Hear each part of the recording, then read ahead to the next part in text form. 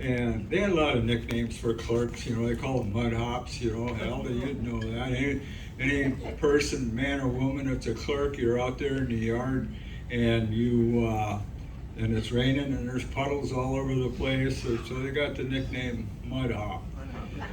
So, well, anyway, Tom then became a clerk, and I remember I hired out in 1967, and clerks did a lot of different jobs. I mean, they did, you name it, they did it. But one of the practices usually, and I would not be surprised if Tom himself didn't participate in this one task, and that is when we left Union Yard with our trains, and I was the head brakeman. The clerk would come out of the Minneapolis Junction yard office and hand us up the way bills. And I specifically remember that being done on 97, the hottest freight train on the Great Northern, because of the fact we had very hot material and we had some refrigerated things. So the reason for being was that Tom would hand me up the way bills so that I had the way bills on the engine when we arrived in Wilmer. And the WFE Western Fruit would be waiting for it, and they'd get the bills and they'd run through the bills to see if anything needed to be, to check the reefer cars and stuff like that. But Tom went on to, as Gary and Ron have shared, he went on to really make a name for himself, but it wasn't about making a name for himself.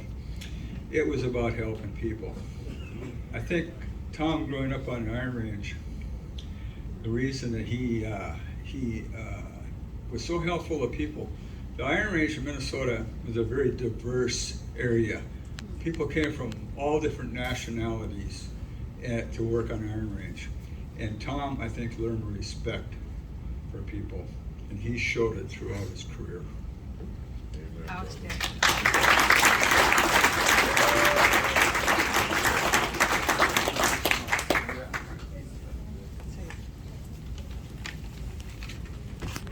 Well, you've heard a lot of good stuff about Tom.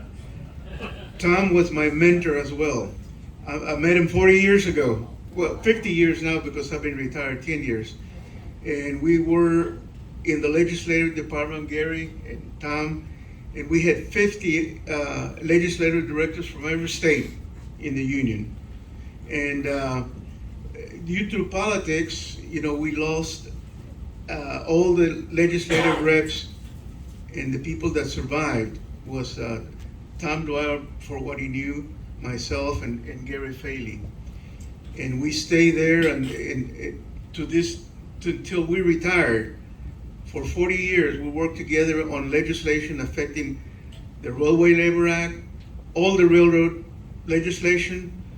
I was one of the lobbyists that created Amtrak, because I used to work for the passenger train before Amtrak was in existence. And I was testifying before committees, and I was recognized by my union to be, and was tapped to come to DC to be the legislative director for the transportation, for the Brotherhood of Railway and Airline Clerks. Later became Transportation Communications Union, today's the Machinists Union. And I tell you what, Tom was my right hand.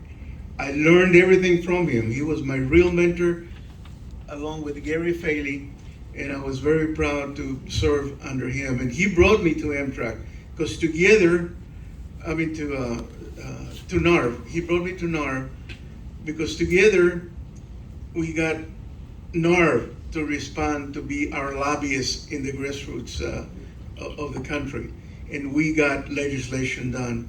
So I'm gonna miss Tom a lot. I miss him all the time, But we worked together in the field, in the railroad industry, and also in Washington D.C. We worked out of a hotel.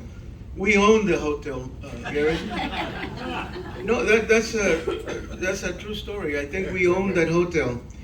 And in the lobby, we had a railroad in glass made from one end to the other until they went bankrupt, for whatever reason. And but let me tell you, Tom was he was my right hand, my friend, like Gary is as well, and I'll miss him a lot. with NARV. But we're gonna be together anyway, you know. Amen, that's Thank you. right. Thank you.